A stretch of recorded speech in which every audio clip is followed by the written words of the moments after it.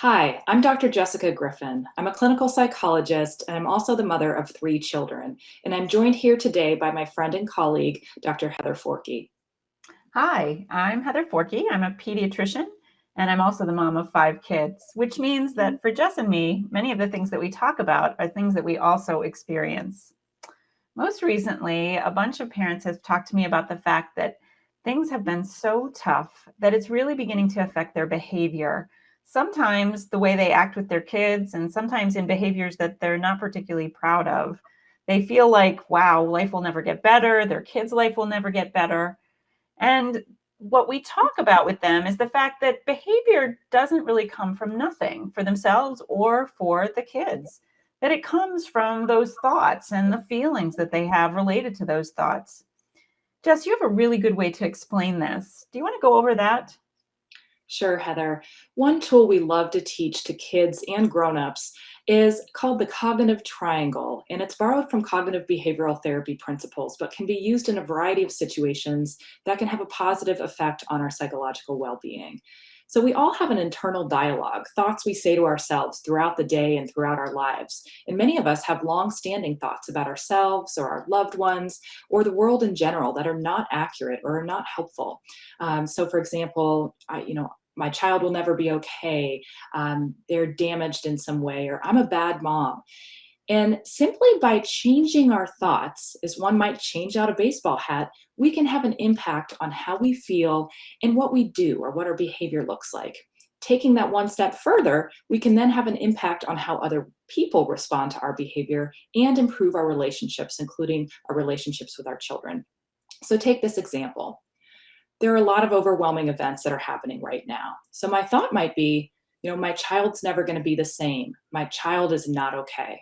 And if I'm thinking that, I'm probably feeling anxious or overwhelmed, angry, hopeless, or helpless. And then my behavior, what I do, might be something like a freeze response, or I'm irritable with other people, like my kids or my spouse, and I might engage in unhealthy behaviors. So imagine that you were to change out that original thought with a replacement thought. So it's the same situation, but you change that thought. So a new thought could be things like this. These things have happened before, and now it impacts kids all over the world. I get a chance to spend more time with my family. Or, maybe we get more time outside. My child will learn how to handle new stress or additional stress down the road, or even more difficult things. There are things within my control that I can do to help my child and my family. So if I'm thinking one of those different thoughts, my feelings may be different. So I might feel more appreciative or relaxed, content, happy, maybe even grateful, more focused and more in control and feeling hopeful. And so, if I'm having any number of those feelings, my behavior might look different. I might be engaging in more proactive or productive behavior. I might reach out to other people, like my friends or family, to talk about stress. And I might make a plan to address concerns, whether it's a study plan for my child or reaching out to their school, or maybe a self care plan for either myself or my child.